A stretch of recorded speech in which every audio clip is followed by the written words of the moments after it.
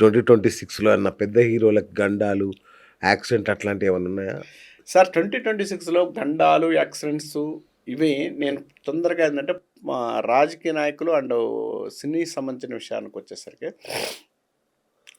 మనిషి అన్న తర్వాత యాక్సిడెంట్లు ఒకటి, మనిషి అన్న తర్వాత గండాలు ఒకటి కామన్గా ఫేస్ చేస్తుంటాడు ఏ మనిషి అయినా కూడా. ఆ మనిషి అందరికి బాగుందండి, ఈ మనిషికి నేను చెప్పాను కాబట్టి బాగలేదు, ఈ మనిషికి చెప్పాను అనేది చెప్పడం అనేది నాకు ఇష్టం లేదు, నేను దానికి వెళ్ళను. తర్వాత ఒకరి జాతకం ఒకళ్ళకు ఉంటుందండి, వ్యక్తిగత జాతకాలు ఎక్కువగా ఉంటాయి, ఇండస్ట్రీ సంబంధించిన వరకు ఉండవు. నేను ప్రభాస్ గారి గురించి అడిగాను, ప్రభాస్ గారి గురించి నేను మాట్లాడగలుగుతాను. తర్వాత ఇంకొక వ్యక్తి గురించి నేను మాట్లాడడం అంటూ జరిగితే ఆ వ్యక్తి జాతకాన్ని క్షుణ్ణంగా చూసిన తర్వాత నేను మాట్లాడాలి.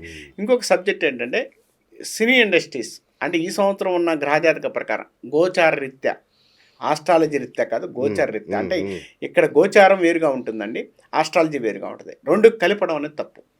అచ్చా, గోచారం వేరు, ఆస్ట్రాలజీ వేరు. ఇప్పుడు మీరు వచ్చారు, మీరు నాతో మాట్లాడుతున్నారు, శ్రీనివాస్ గారు బాగున్నారు సార్, ఇది మీ జాతకంలో డేట్ ఆఫ్ బర్త్ టైం ఏది ఇచ్చారు, అది మీ జాతకం. శ్రీనివాస్ అనే పేరు మీద కొన్ని కోట్ల మంది ఉంటారు, అది గోచారం. రాశి ఫలాలు గోచారం. ఫలానా శ్రీనివాస్ గారికి అని చెప్పం అక్కడ. ఈ రాశి వారందరికీ ఇలా జరుగుతుంది, ఈ రాశి వారందరికి ఇలా జరుగుతుంది, ఈ రాశి వారు ఈ సంవత్సరం ఇలా హెల్త్ బాగాలేదు, ఈ రాశి వారికి ఇలా బాగుంది, ఈ రాశి వారికి అంటే ఆ రాశిలో మీరు ఉన్నారు, ఉన్నా కూడా మీకు బాగుంది అనుకోండి, అప్పుడు దానికి రాశి ఫలాలు తప్ప మీ తప్ప. కానీ గోచార రీత్య కన్నా కూడా జాతక రీత్య అనుకోండి, శ్రీనివాస్ గారు ఈ సంవత్సరం ఈ 2వ తారీఖు నుంచి 4వ తారీఖు లోపు కొంత గండం జరగడానికి అవకాశం ఉందనుకుంటున్నాం అనుకోండి, ఎగ్జాంపుల్. కాబట్టి ఇది కన్ఫామ్గా చెప్పగలిగిందే క్లియర్. ఓకే, అక్కడ సబ్జెక్టు. కాబట్టి వ్యక్తిగత జాతకాన్ని మనం ఎక్కువగా చూడాల్సిందే. తర్వాత మీరు అన్నట్టు ఈ సంవత్సరం గోచరరీత్యా కాలమాన పరిస్థితులు బట్టి ఇక్కడ ఒక విషయం చెప్పాలి. మన ఇండస్ట్రీస్ అంటే తెలుగు ఇండస్ట్రీ గురించే మీరు మాట్లాడారు కదా, ఇంకేమైనా ఇండస్ట్రీ గురించి మాట్లాడారు, తెలుగు ఇండస్ట్రీ గురించే మాట్లాడారు. తెలుగు ఇండస్ట్రీలో యాక్సిడెంట్లు అవుతాయా క్వశ్చన్? యాక్సిడెంట్లు అవుతాయా పెద్ద హీరోలకి? ఏమైనా ప్రమాదాలు? పెద్ద హీరోలకు సంబంధించినంత వరకు కూడా గోచరరీత్యా ఈ సంవత్సరం ఒక హీరో గారికి మాత్రం కొంచెం అనారోగ్య పరిస్థితులు కనపడుతున్నాయండి.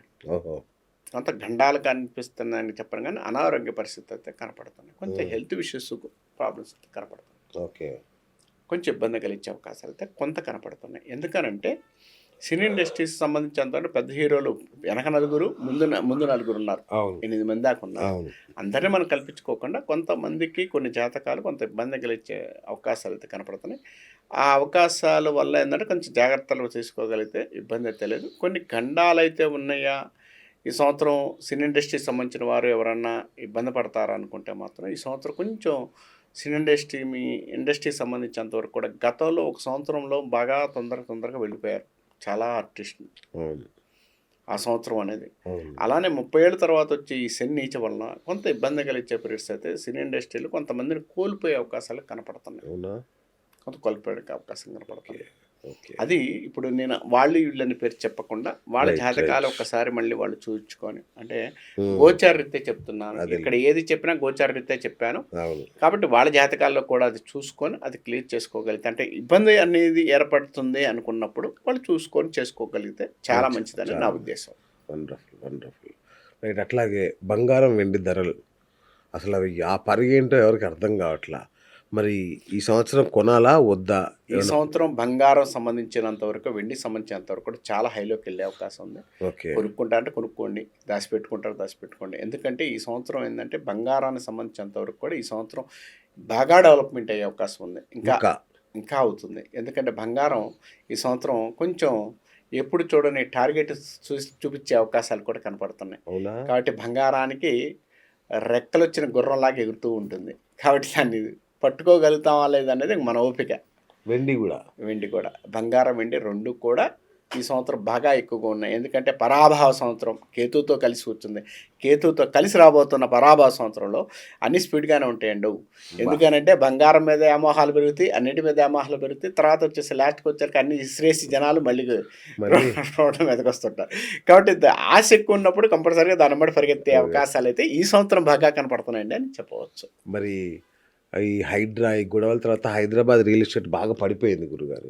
ఈ 2026లో ఏమైనా ఆశాజనకంగా ఉందా? ఈ యొక్క సంవత్సరంలో మాత్రం భూమి ఇళ్ళకి సంబంధించాలు కొంత గోచరరీత్యా బాగుందండి. అవునా? కొంచెం మళ్ళీ పుంజుకునే అవకాశం ఉంది. గట్టిగా ఉంది. ఓహో! అది కొంచెం టైం ఏందంటే మనకి ఉగాది తర్వాత అది పుంజుకుంటుందండి. అచ్చా! ఉగాది లోపు జరగదు కానీ ఉగాది తర్వాత కొంచెం రియల్ ఎస్టేట్ రంగాల వారికి కొంత పాజిటివ్ కనపడుతుంది. ఇంకొకటి ఏంటంటే ఈ సంవత్సరం కొంత మార్క్ అనేది కనపడుతుంది. అంటే మళ్ళీ చూడని రేట్లు మళ్ళీ చూసే అవకాశాలు కూడా కనపడుతున్నాయని చెప్పొచ్చు. అలా కూడా కనపడుతుంది. ఎందుకంటే 2027 మార్చి దాకా ఉగాది నుంచి ఉగాది దాకా చెప్తున్నాను. ఇది రాసి పెట్టుకోండి. కంపల్సరిగా రియల్ ఎస్టేట్ రంగాల వారికి కొంత ఉన్నతమైన యోగాలు, ఉన్నతమైన మంచి స్థానాలు ఉండే అవకాశం ఉంది. భూములకి, స్థిరాస్తులు, ఇళ్ళకి మంచి స్థానానికి ఇచ్చే అవకాశాలు కూడా చాలా బాగా కనపడుతున్నాయని చెప్పి. ఈ మధ్య అమెరికా నుంచి మన వాళ్ళు తిరిగి వెనక్కి వచ్చేస్తున్నారు. అక్కడ ట్రంప్ గోల భరించలేక.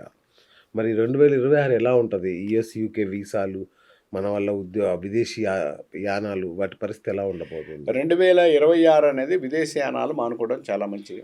ఎందుకంటే విదేశాలు వెళ్ళినా కూడా తిరిగి టపా కొట్టే అవకాశం, తిరిగి ఎమ్మటే రావడానికి అవకాశం కలిగి ఉంటారు. ఆ విదేశాలు వెళ్ళే ప్రయత్నాలు ఎవరైతే ఉన్నారో వాళ్ళు ఆగేసి ఎక్కడే ఏదైనా చూసుకోండి. లేదా ఇవి ఉన్న సిచ్యువేషన్లో ఆర్థిక మాంద్యం కూడా ఏర్పడుతుంది.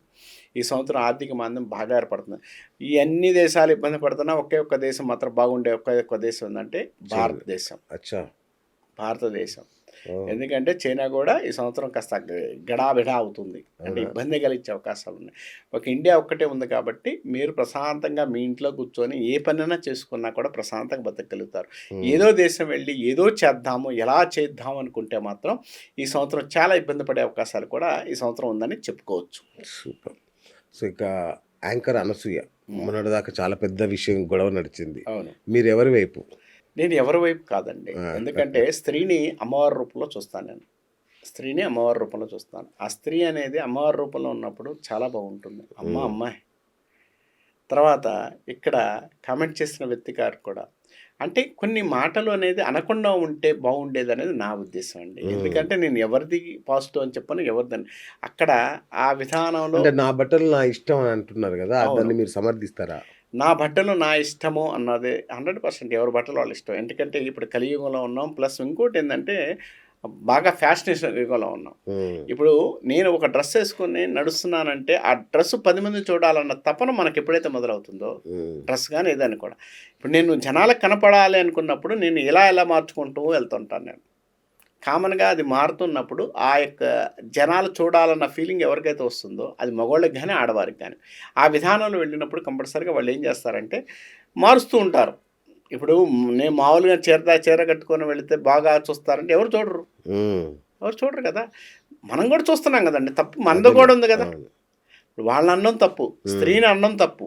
స్త్రీ రాంగ్లో నువ్వెందుకు చూస్తున్నావు? నీ విధానం కూడా తప్పే కదా. గరికపాటి లాంటి వాళ్ళందరూ చాలా పెద్ద మంచి విషయాలు చెప్తుంటారు. అదంతా నాన్ సెన్స్, అట్లా చెప్పకూడదా? గరికపాటి గారు ఈ రోజుకి కూడా హైందవ సాంప్రదాయంలో ఒక గొప్ప వ్యక్తి నేను చెప్తాను. ఎందుకనంటే జరిగింది, జరగబోయేది, జరిగిన విషయం ఏదైనా కూడా కుండబద్దలు చెప్పగలిగిన వ్యక్తి ఎవరున్నట్టు గరికపాటి వారు. వీరేం చేస్తారంటే ఉన్నదాన్ని అక్కడున్న సామాజిక పరిస్థితుల దృష్ట్యా చూసి చెప్పగలిగిన వ్యక్తి ఆయన గొప్పవారు. ఆయన గురించి మాట్లాడగలిగిన వ్యక్తి ఇంకోడు ఉన్నాడా లేడనుకుంటే అది కాంట్రవర్సీగా మాట్లాడుకోవడం తప్పితే ఏ విధానంలో అది కరెక్ట్ అవుతుంది?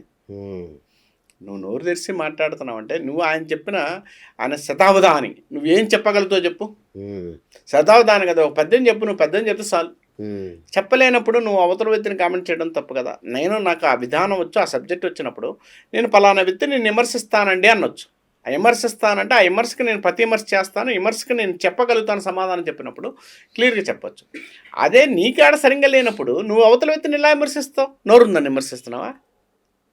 విమర్శించకూడదు కదా. విమర్శ అనేది ఎప్పుడు ఉంటుంది? నీకు కూడా ఆ విధానం తెలిసినప్పుడు విమర్శించడం అనేది కరెక్ట్గా ఉంటుంది. ఇక్కడ విమర్శ అనేది ఇక్కడ తప్పుగా చేసిన వ్యక్తి అయితే అతను చేశాడంటే చాలా తప్పు. నీకు పూర్తిగా తెలిస్తే మాట్లాడచ్చు. కాబట్టి ఈ విధానంలో ఎక్కడ తప్పు ఉందో అక్కడ క్లియర్ చేసుకోగలిగితేనే క్లారిటీ.